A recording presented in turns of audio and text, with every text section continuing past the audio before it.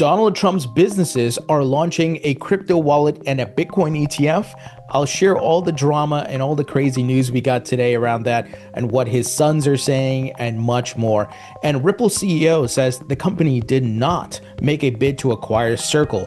I'll give you the details. Let's get into it. Hey everybody, welcome into the Thinking Crypto podcast, your home for cryptocurrency news and interviews. I'm your host, Tony Edward. On your way in, please hit that subscribe button as well as a thumbs up button and leave a comment below. If you're listening on a podcast platform such as Spotify or Apple, please leave a 5-star rating and review. Folks, we got a lot of news around President Trump and crypto. We're going to talk about a potential crypto wallet, meme coins, a Bitcoin ETF, and much more. So first up, the report that came out from the folks at Bloomberg said Trump to launch branded crypto wallet and trading application, encouraging his supporters to purchase his meme coin and other crypto assets. So then multiple sources started tweeting out images of the supposed app, which shows Trump's meme coin, Trump's branding. So essentially a wallet created by Trump, right? So this is interesting, but then his kids came out and said, hey, wait a minute. The Trump organization has zero involvement with this wallet product. Eric Trump and I know nothing about it. Stay tuned. We're Liberty Financial, which we have been working tirelessly on, will be launching our official wallet soon. So this is confusing. Who the hell is behind this supposed wallet?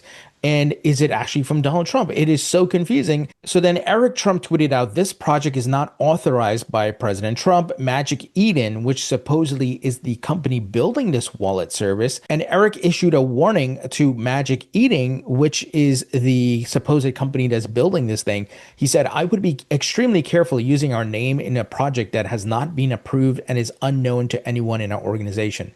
So I don't know what's going on here. This seems really strange. The website to get this wallet is trumpwallet.com. I highly recommend you do not go download it.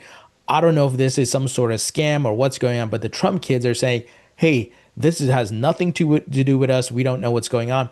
There's even people saying that Trump is actually not involved with the meme coin at all. But, previous reports had said that the Trump token, 80% of it was controlled by the Trump administration.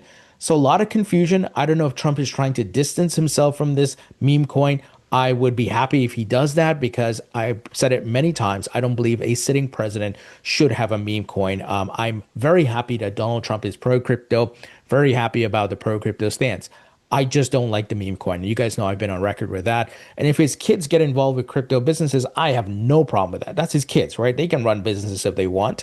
But the meme coin thing is dangerous in my opinion. But I don't know. This is so strange, guys. So it's a complete 180 from things that were mentioned and reported months ago. So just be careful. I would not go download that wallet. And if you are a Trump token, even if you're a Trump token holder, don't go mess with that wallet. I don't know who's behind that. And you got to watch out, guys. You got to do your due diligence, be risk averse here because you don't know who's behind it and if this is a legit wallet.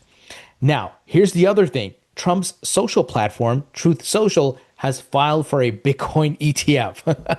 This is wild. Now, this I don't really have a problem about. Once again, it's the business. I know Trump owns these businesses, but the point is he's not in direct control. It's through the company, and there are other stakeholders within the company running things. So Eric Balchunas, ETF analyst at Bloomberg, said Trump's company has just filed for a Truth Social Bitcoin ETF, which will track spot Bitcoin and list on the New York Stock Exchange. Looks like Forest DAX, and I've never heard of this, is the custodian. No fee or ticker. I'm guessing we will see a S1 soon with more info. Also notable Trump name not on the ETF or anywhere in the docs really, although everyone knows who owns Truth Social. So I think he's spot on here with that summary.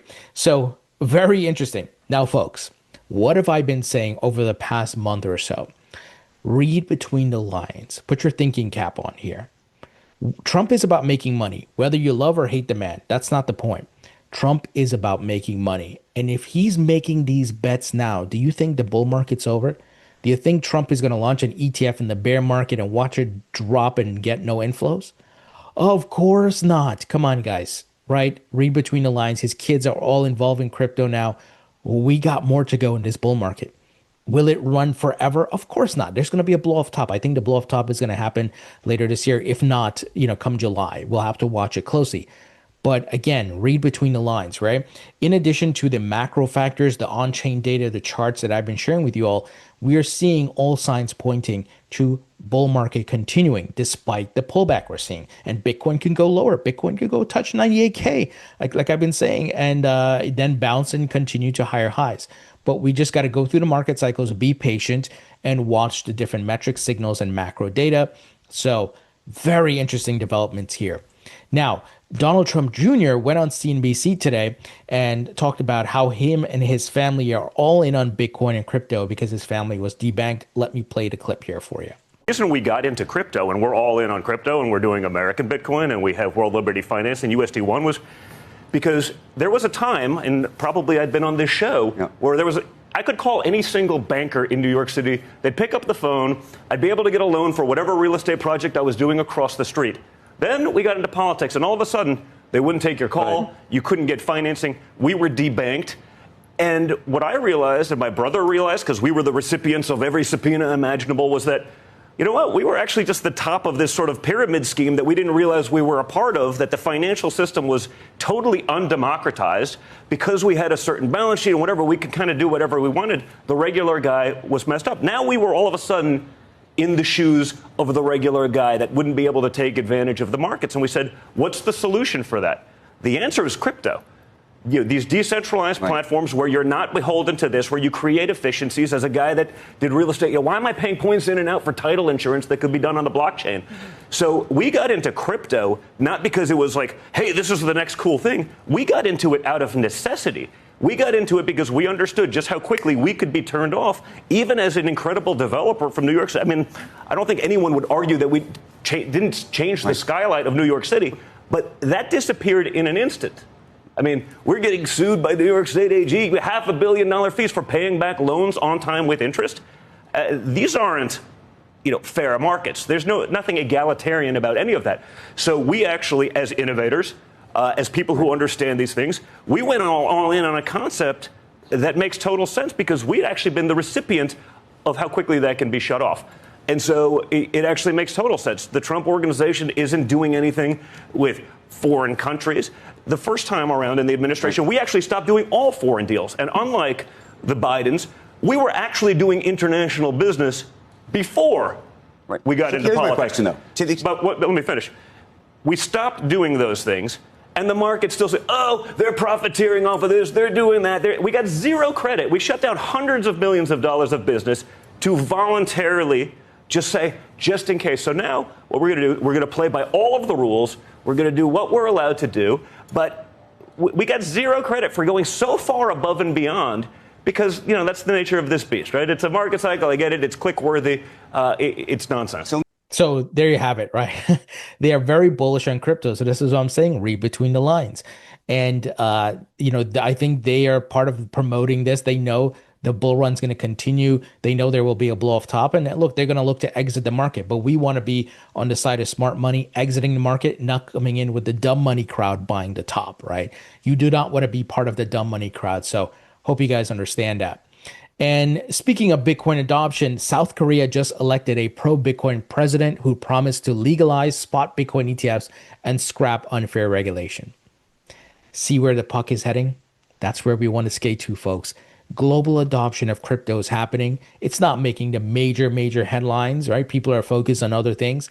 But this is an opportunity of a lifetime because it's a very young asset class. If we were doing this in another time where a new asset was being launched, when maybe gold ETFs were launched, I would be telling you, get into gold ETF, right? Because look at what happened with gold.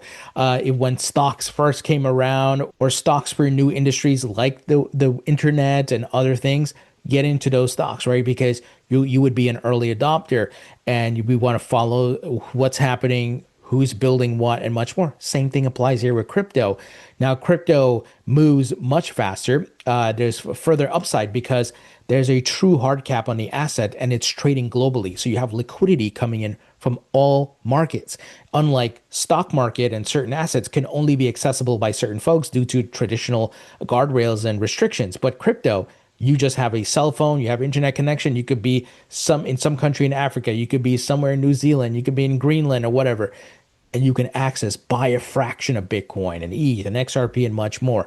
There's never been anything like that. That's trading 24/7 real time, right? That is what's incredible about this asset class and why there's so much potential. Now, folks, a great place that you can buy and sell crypto is on Uphold. You can also stake crypto on this platform. I've been using Uphold since 2018. They have over 300 plus cryptocurrencies, a Bitcoin, and all the top altcoins. Folks, they are fully reserved. They don't commingle or lend out your funds. They're safe and trustworthy. I've never had any problems with them. And you can read their transparency report and see that they have everything in order. They also have a great rewards program where you can earn up to 5.25% on stable coins. And part of this rewards program, you get 24-hour early access to new tokens that they list. So the tokens they support are Ripple's RLUSD. You can earn 5% on that. USDC, and you can earn up to 5.25% on that. To participate in this, every month you have to check in on the app, so log in, deposit $50 once per month, and trade $50 once per month. So really great rewards program. And I interviewed the CEO and many representatives, and they're doing this the right way. So if you'd like to learn more, please visit the link in the description. Now, folks, we got a report here that Ripple CEO Brad Garlinghouse says Ripple never made a bid to acquire Circle, contradicting recent reports. So here's the thing. There's nothing stopping anyone from calling up someone in the media and saying, hey, Ripple's trying to acquire us. So is Coinbase. And it could be someone from Circle doing that, right? Or someone who has a stake in Circle, an outside investor, because they want the valuation to go up. These are things that have happened in other markets, the stock market for sure, right? I don't know if that's illegal, but we've seen this in movies and in books and much more, right? People have relationships and they just call up and off the record, hey, I heard this, right? And they're not saying I'm the one generating this, but I'm hearing this rumor that Ripple, but that benefits Circle because it shows people want to, acquire Circle. It helps them to raise their valuation. So if you're a private equity holder in Circle, that's good for you, right? Because you want the valuation to be as high as possible. And we just reported yesterday that Circle is aiming for 7.2 billion or something like that. So interesting update here, and we'll see how this all plays out. Now, on the Ripple front, there's also more news where Ripple's stablecoin, RLUSD, has been recognized as a crypto token under the DFSA's regime in Dubai. So big win here for Ripple. They continue to expand their services and they continue to expand their network for XRP as well as their stablecoin RLUSD. So pretty big update here. And finally, Eleanor Terrett is reporting that the Senate Agricultural Committee has scheduled a nomination for a hearing for CFTC Chair nominee Brian Kintens on Tuesday, June 10th. So Brian Kintens, he's absolutely the man I would love to see as the CFTC chair. I interviewed him a couple times over the years. He then went from the CFTC to go work at A16Z, and now he's going to be CFTC chairman. So this is really great, and I hope everything goes smoothly here, just as you did with Paul Atkins. So he absolutely gets crypto, so you can imagine he's going to do some things that are favorable and balanced and right for the crypto industry and asset class. Folks, that's the news. Let me know what you think, especially around all the Trump news with crypto. Pretty wild stuff with the wallet, but bullish news on the Bitcoin ETF filing. And folks, a great way you can support me is by subscribing to my free email newsletter. It's 100% free. Link will be in the description. Check out my book on Amazon. It's available in paperback and digital. And my course at mycryptocourse.com. This is a comprehensive course that teaches you every aspect of crypto, expand your knowledge, and understand everything that's happening in this asset class, folks. So check out all the links in the description. Thank you all for watching and listening. I appreciate you all, and I'll talk to you all later.